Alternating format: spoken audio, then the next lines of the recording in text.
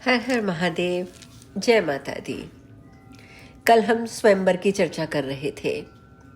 सभी राजा इस बात को लेकर बहुत ही ज्यादा चिंतित थे कि वह राजकुमारी कब आएगी और किस पुण्यवान और भाग्यशाली श्रेष्ठ नरेश का वरण करेगी। संयोगवश यदि राजकुमारी ने सुदर्शन के गले में माला डाल दी तो राजाओं में परस्पर कलह होने लगेगा, इसमें संदेह नहीं है। मंचों पर विराजमान राजा लोग ऐसा सोच ही रहे थे, तभी राजा सुबाहु के भवन में वाद्यों की ध्वनि होने लगी। तत्पश्चात स्नान करके भली भांति अलंकृत मधुक पुष्प की माला धारण किए, रेशमी वस्त्र से सुशोभित, विवाह के अवसर पर धारणीय सभी पदार्थों से युक्त, लक्ष्मी के सदृश दिव्य स्वरूप वाली, चिंतामग्न तथा सुंदर वस्त्रों वाली शशिकला से मुस्कुराकर महाराजा सुबाहु ने ये वचन कहा। हे सुंदर नासिका वाली पुत्री, उठो, हाथ में ये सुंदर माला लेकर मंडप में चलो और वहां पर विराजमान राजाओं के समुदाय को देखो। हे सुमध्य में, उन राजाओं में जो गुण संपन्न, रूपवान और उत्तम कुल में उत्पन्न श्रेष्ठ राजा तुम्हारे मन में बस जाए, उसका वर्ण कर लो। देश देशांतर के सभी राजागण समयक रूप से सजाए गए मंचों पर विराजमान हैं। हे तवंगी, इन्हें देखो और अपनी इच्छा के अनुसार वर्ण कर लो। व्यास जी बोले, तब ऐसा कहते हुए अपने पिता से मितभाषिनी उस कन्या शशिकला ने ललित्यपूर्ण एवं धर्म संगत बात कही। शशिकला बोली, हे पिताजी, मैं इन राजाओं के सम्मुख बिल्कुल नहीं जाऊंगी। ऐसे कामासक्त राजाओं के सामने अन्य प्रकार की स्त्रियां की जाती हैं। हे तात, मैंने धर्मशास्त्रों में ये वचन सुना है कि नारी को एक ही वर पर दृष्टि डालनी चाहिए, किसी दूसरे पर नहीं। जो स्त्री अनेक पुरुषों के समक्ष उपस्थित होती है, उसका सतीत्व नष्ट हो जाता है, क्योंकि उसे देखकर वे सभी अपने मन में ये संकल्प कर लेते हैं कि ये स्त्री किसी तरह से मेरी हो जाए। कोई स्त्री अपने हाथ में जयमाला लेकर जब स्वयंवर मंडप में आती है तो वह एक साधारण स्त्री हो जाती है। उस समय वह एक व्यभिचारिणी स्त्री की भांति प्रतीत होती है। इस प्रकार एक वारंगना बाजार में जाकर वहां स्थित पुरुषों को देखकर अपने मन में उनके गुण दोषों का आकलन करती है, और जैसे अनेक प्रकार के चंचल भावों से युक्त वह वेश्या किसी कामी पुरुष को बिना किसी प्रयोजन के व्यर्थ ही देखती रहती है, उसी प्रकार स्वयंवर मंडप में जाकर मुझे भी उसी के सदृश व्यवहार करना पड़ेगा। इस समय मैं अपने कुल के वृद्ध जनों द्वारा स्थापित किए गए इस स्वयंवर नियम का पालन नहीं करूंगी। मैं अपने संकल्प पर अटल रहती हुई पत्नी व्रत धर्म का पूर्ण रूप से आचरण करूंगी। सामान्य कन्या स्वयंवर मंडप में पहुंचकर पहले अनेक संकल्प विकल्प करने के पश्चात अंततः किसी एक का वर्ण कर लेती है। उसके समान मैं भी पति वर्ण करूं, ऐसा नहीं होगा। हे पिताजी, मैंने पूरे मन से सुदर्शन को पहले ही वर्ण कर लिया है।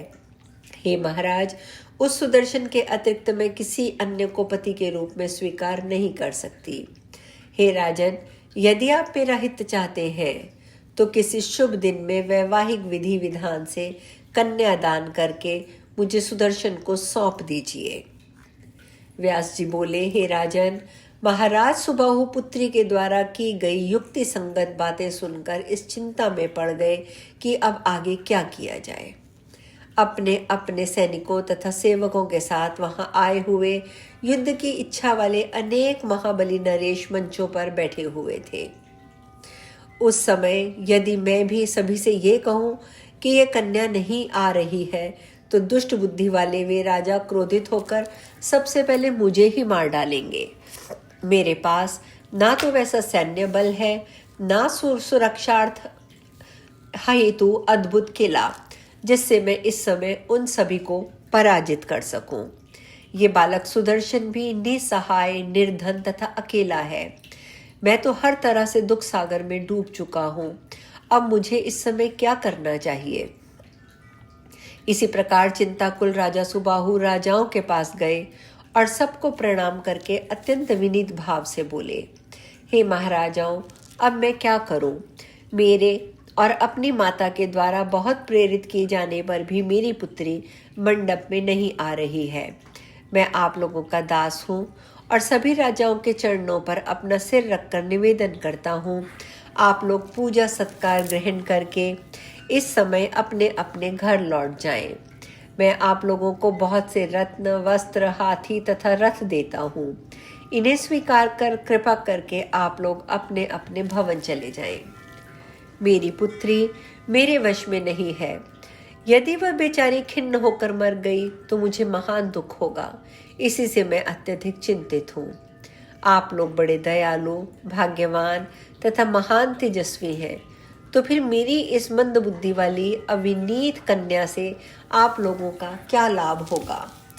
मैं आप लोगों का हर तरह से सेवक हूँ, अतएव आप लोग मुझ पर कृपा करें। आप सभी मेरी इस पुत्री को ही अपनी पुत्री समझे। व्यास जी बोले, हे राजन, सुबाहु का वचन सुनकर अन्य राजागण तो नहीं बोले, किंतु क्रोध से आंखें लाल करके युधाजित ने रोषपूर्वक कहा, हे राजन, आप तो बड़े मूर्ख हैं। ऐसा निंदनीय कृत्य करने के बाद भी आप कैसे इस प्रकार की बात बोल रहे हैं? यदि संशय की स्थिति थी तो आपने अज्ञानतावश स्वयंवर का आयोजन ही क्यों किया? आपके बुलाने पर ही सभी राजा स्वयंवर में पधारे हुए हैं, तो फिर वे सुयोग्य राजागण यूं ही अपने अपने घर कैसे चले जाएं? क्या आप सभी राजाओं का अपमान करके सुदर्शन को अपनी कन्या देना चाहते हैं? इससे बढ़कर नीचता की बात और क्या होगी? अपना कल्याण चाहने वाले मनुष्य को पहले ही सोच समझकर कोई कार्य आरंभ करना चाहिए, किंतु हे राजन, आपने तो बिना सोचे समझे ही ये आयोजन कर डाला। सेना तथा वाहनों से संपन्न इन राजाओं को छोड़कर इस समय आप सुदर्शन को अपना जमाता क्यों बनाना चाहते हैं? उसने क्रोधपूर्वक आगे कहा, मैं तुझ पापी को अभी मार डालूंगा और बाद में सुदर्शन का भी वध कर दूंगा। तत्पश्चात तुम्हारी कन्या का विवाह अपने नाती शत्रुजित से कर दूंगा, इसमें कोई संदेह नहीं है। ऐसा दूसरा कौन व्यक्ति है जो मेरे रहते कन्या के हरण की इच्छा तक कर ले? और सुदर्शन तो अत्यंत निर्धन, बलहीन और बच्चा है। वह सुदर्शन पूर्व में जब भारद्वाज मुनि के आश्रम में था तभी मैं उसे मार डालता, किंतु मुनि के कहने पर मैंने उसे छोड़ दिया था। किंतु आज किसी भी तरह इस बालक के प्राणों को मैं नहीं छोड़ूंगा। अब तुम अपनी स्त्री और पुत्री के साथ भली भांति विचार विमर्श करके सुंदर भौहों वाली अपनी कन्या मेरे दौहित्र शत्रुजित को प्रदान कर दो। इस प्रकार अपनी इस सुंदर पुत्री को देकर तुम मेरे संबंधी हो जाओ, क्योंकि अपना कल्याण चाहने वाले पुरुष को सर्वदा बड़ों से ही संबंध स्थापित करना चाहिए। तुम अकेले और राज्यहीन सुदर्शन को अपनी प्राण प्रिय सुंदर कन्या देकर क्या सुख चाहते हो? वर के कुल, धन, बल, रूप, राज्य, दुर्ग और सगे संबंधियों को देखने के बाद ही उसे अपनी कन्या देनी चाहिए, अन्यथा कन्या को भी सुख नहीं मिलता और पिता को भी। तुम धर्म तथा शाश्वत नीति पर समयक विचार कर लो, तत्पश्चात यथोचित कार्य करो। इसके विपरीत कोई दूसरा विचार मत करो। तुम मेरे परम मित्र हो, इसलिए तुम्हारे हित की बात बता देता हूँ। अब तुम अपनी कन्या को उसकी सखियों सहित स्वयंवर मंडप में ले आओ। यदि वह सुदर्शन को छोड़कर किसी दूसरे का वर्ण कर लेगी तो इसमें मुझे विरोध नहीं होगा। आप अपनी इच्छानुसार उसके साथ विवाह कर दीजिएगा।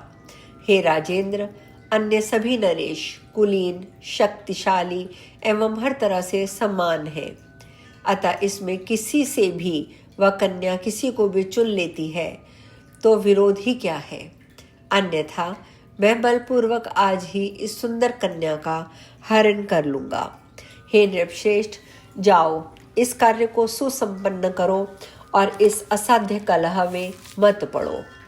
व्यास जी बोले, उस समय युधाजित का ये आदेश पाकर सुबाहु शोकाकुल हो उठे। दीर्घ श्वास लेते हुए महल में जाकर दुखित हो अपनी पत्नी से कहने लगे, हे सुधर्मज्ञ, हे सुनयने, अब पुत्री से कहो, स्वयंवर सभा में इस समय घोर कलह उपस्थित हो जाने पर मुझे क्या करना चाहिए। मैं स्वयं कुछ भी नहीं कर सकता, क्योंकि मैं तो अब तुम्हारे वश में हूँ। आज हम कथा में यही विश्राम लेंगे। शेष कल। हर हर महादेव। जय माता दी।